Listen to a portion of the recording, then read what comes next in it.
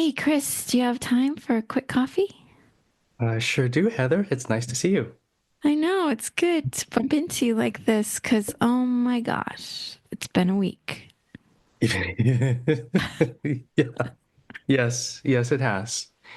And that's interesting coming from you because you don't even live in the United States of America, but I you are from know. here. And of course, you are very much connected to people who are still here.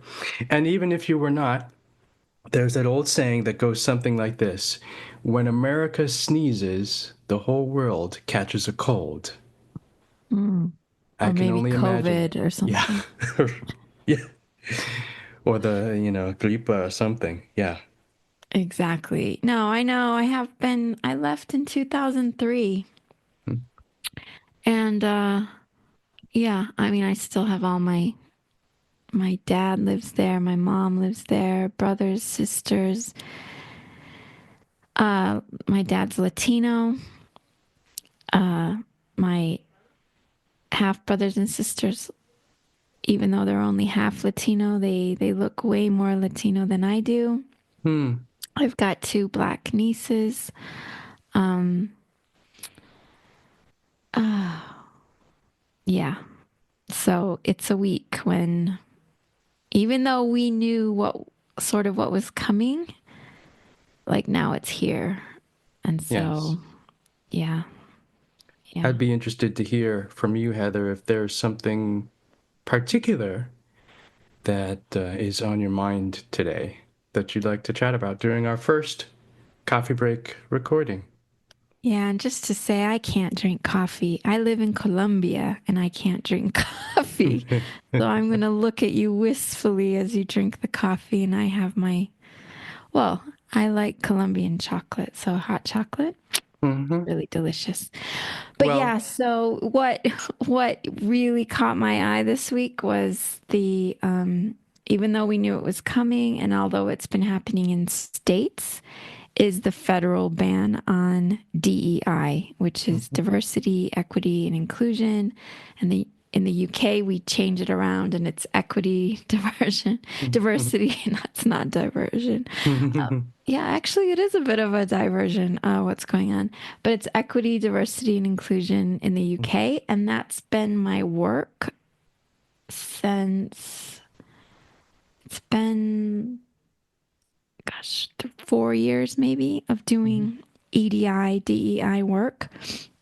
And so seeing that there's a ban on it, um, yeah, it's really interesting to think about because a lot of people, and you and I follow a lot of people on LinkedIn who are in this field, Yes. and they, they're the first to like self criticize on, how it can be superficial. Yes. But the far right are not criticizing it because it's superficial. I mean, Hmm. it's superficial in their sense of superficial. Yeah. Um, they think it's, attacking innocent people by making white people feel bad about themselves. Um, that's where they go. Whereas people that were like in our circles were criticizing it because it isn't getting to the root Hmm. cause. And I think if we were actually doing DEI work, and it was effective, then we wouldn't have capitalism. And so it's like having that be attacked. I don't know. It's like in some ways it should be attacked, and yet we're talking about very wealthy people who benefit greatly from capitalism who don't want it. And maybe for a reason because it could become radical, Hmm. I but it's think, superficial. Yeah, go ahead. yeah, I think the superficial nature of DEI, ironically, and perhaps this is what you're getting at, the superficial nature of it, ironically, is an outcome of manifesting these types of programs within a capitalist system. I think this is the angle that you're bringing to today's conversation. One of the things that I've said in the past in some of our prior meetings and recordings is this idea of what can I do to practice being specific? So, for instance, I've talked in prior conversations about what is this group the right? What is this group the left? And I think for today, I would like to practice being specific about some things that I have seen and some things that people are saying have happened to them. So, one of the criticisms I have of some writings I've seen, and I'm trying to practice being specific even as I'm saying this. There are some writings out there that talk about the so-called wokeness and ideological purity in the abstract. Now, people can say what they want. I've certainly gotten to the point in my life where I think I no longer practice persuading people. I think I'm more of the mind of I'm not going to try to change people's minds. Can I find my allies instead? And can I support them?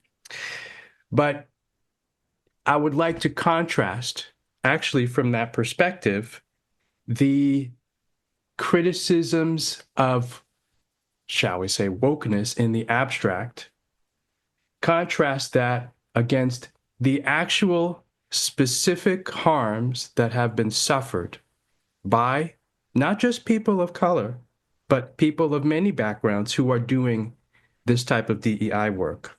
So here's an example, and I came prepared with this. I am on a WhatsApp group whose name and nature I'm not going to share for people's safety. And yesterday, a person posted that they left Twitter last year because their work got some attention and Elon Musk criticized it on the platform. This, in this person's words, unleashed a wave of specific harassment from people who criticized not only their heritage, but the so-called DEI hires in government and everything related to justice and equity as uh, false and ideological and a waste of money. That's real harm suffered by a real person.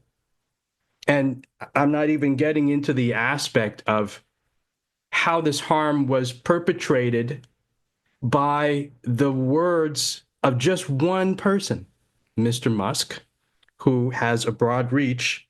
And this is last year before, I assume this was before the election, I don't know. But last year before Mr. Musk gained the type of exposure and influence that he has today. So I resonate with the stories of specific harms occurring to specific people. If somebody wants to express their irritation at so-called DEI and so-called wokeness in the abstract, like I said earlier, people can say what they want. I'm leaving the business of trying to persuade people, but my focus is on the feelings, and not just the feelings, but the actual occurrences, events, financial, sometimes even physical harms suffered by people who are targets. I want to bring, from that perspective, another example. Yesterday, actually not yesterday, January 20th, which is now a couple of days ago as of this recording, the Trump administration released an executive order.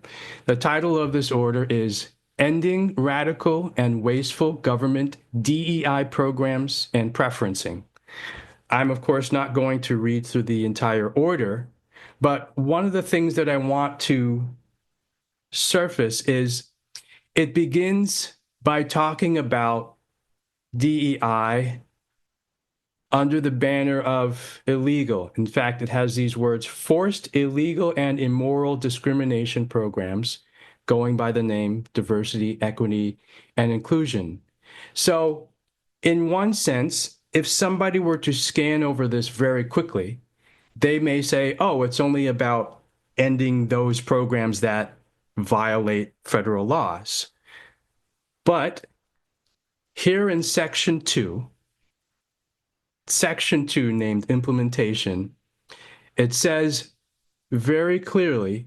Now, I come from a federal government background, so please excuse my listing all the section names, but again, I want to be specific here. Section 2, subparagraph B, subparagraph 2, it says that each agency shall take the following actions within 60 days of its order. I'm paraphrasing a little bit. Provide the director of the OMB, which is the Office of Management and Budget, with a list of all agency or department DEI, DEIA, or environmental justice positions, committees, programs, etc.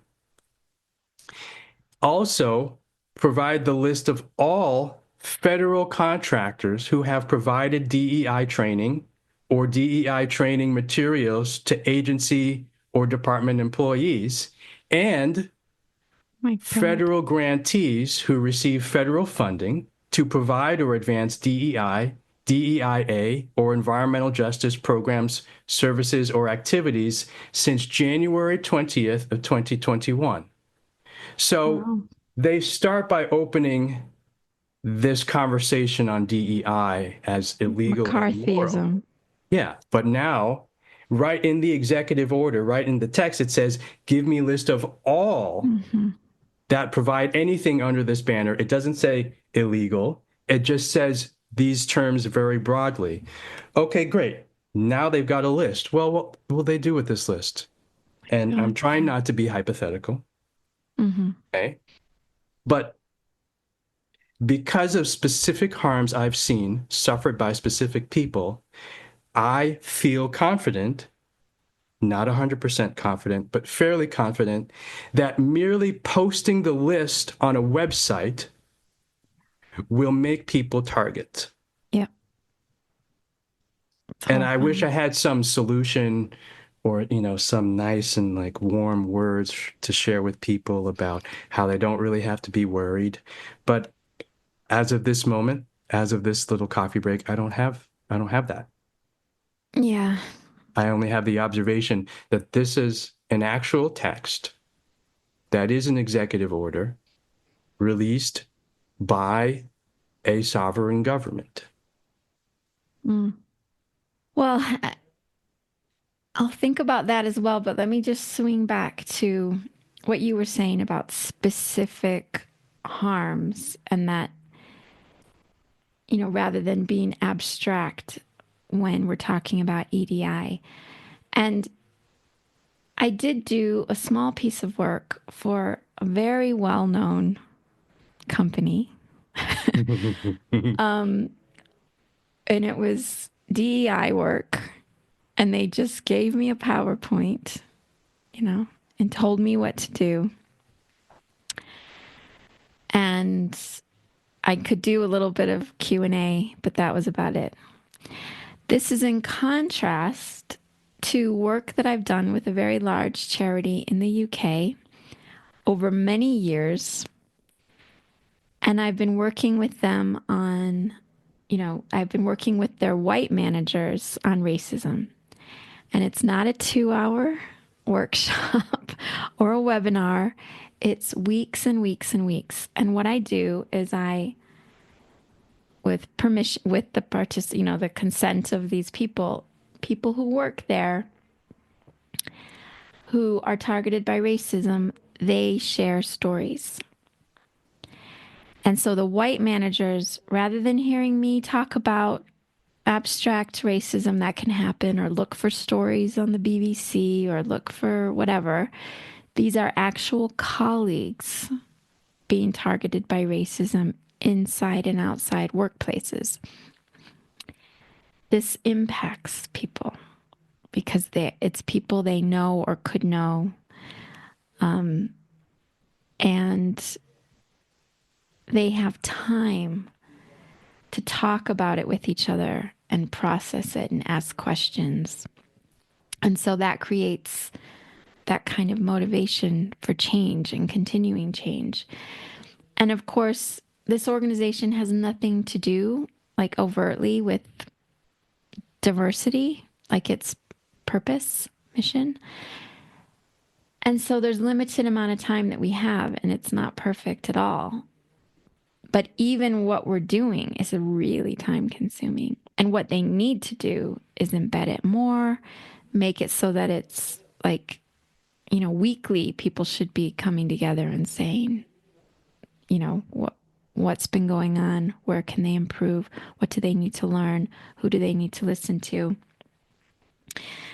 And then it's about relationship building. So part of that is my bringing together the non-white staff with the white staff to build relationships so that there can be allyship, etc. And the corporatization, I guess, of DEI doesn't allow for those kinds of long, intense programs. So, yeah. And in terms of what's going to happen to people now, I mean, something you and I are working on is creating spaces for people to support each other and to respond appropriately to what's going on. So, people being targeted, they're going to need spaces that where they can talk about this and people can think about the anti-fascist actions that need to take place to defend and protect people being targeted, not just DEI people, but trans, the migrants, etc. And that's all on the ground work. It's not some kind of overt public movement. And I don't even think it's protest marches anymore.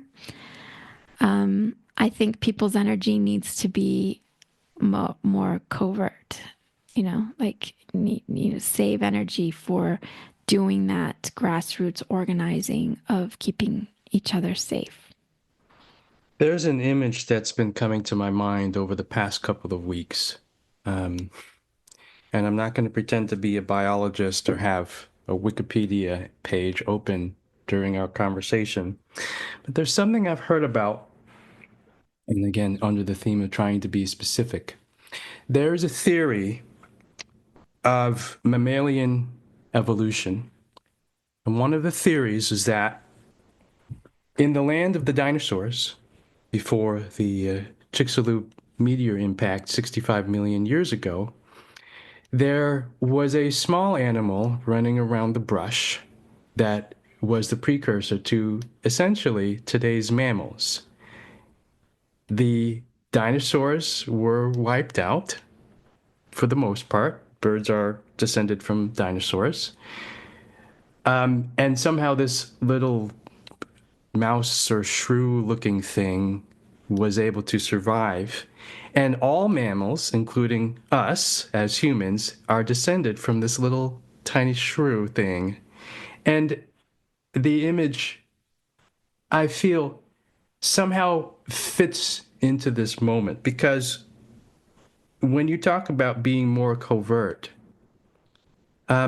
this is the type of imagery that comes to my mind. And it is a mechanism of survival. And we can talk about survival in different ways. We've talked about financial. Certainly, you and I met in a professional context, so there's this idea of career, professional survival. But we've also just talked about physical violence and physical survival as well. I live in a community that is primarily Spanish speaking, and perhaps, I don't know, but perhaps has many immigrants in it that and many of them are from South America, Mexico, and so on. And so I'm very concerned about what may happen next. Again, based on specific words that this administration has already used this week. So I believe covert organizing is important. I believe there is a place for protest and marches, but we're also talking about ways to really do specific work to help specific people. I'm certainly thinking as we leave today's conversation about what I can do to create these groups where people feel safe and also think through in detail what would I do to help promote safety? Because especially for people I don't know, why would they trust me? And I can say the same from myself to other people that I don't know as well. And that trust can come in many forms. It can come through people who know people, but there's also, I hate to say it, there's also an electronic aspect of trust and security as well. Things I'm less certain about in terms of implementing in practice. What are the platforms that we can use that are secure? Where can Yeah. we meet? These are the things that are going through my mind in terms of what is my work to do in a Hmm. time like this. Yeah, I left Facebook on Sunday, I think. Um, yeah, and speaking of preparation, Saturday night, um, we were part of a small group of people who were thinking about these kinds of things in preparation for Trump taking office again on the Monday. And one of the things was a poetry workshop, Hmm. poetry as protest and resistance from Paul and Sonia in Australia. They ran this. And I'm not really a poetry writer, actually. I don't know. Did you write anything, Chris? No, I did not. I did not have the courage to write what somebody I, might call poetry. then that's going to be your homework assignment for our next coffee break is you have to humiliate yourself with a poem because I'm going to humiliate myself with an ending poem before we get Yes. back to work and as we finish the last drops of our coffee not coffee. Okay, my poem and it really I should have worked it out so it could be a haiku, but it's not. Okay. Our backs hurt. We disappear for 6 months. We pull the trigger on a renewed class consciousness. Hmm. Tell me a little bit about this line, we disappear for 6 months, if you might have a moment to I share. don't want to give any other details. All right. That deepens the mystery as we leave today's first coffee recording. Yeah, it's good. Good to catch up with you. I'm glad I bumped into you, and I hope to see you again soon. Hope to see you again as well. Bye Okay, bye. bye. So that was our first podcast episode between me and Chris. As we said in the last We Are Lock episode, We Are Lock has ended.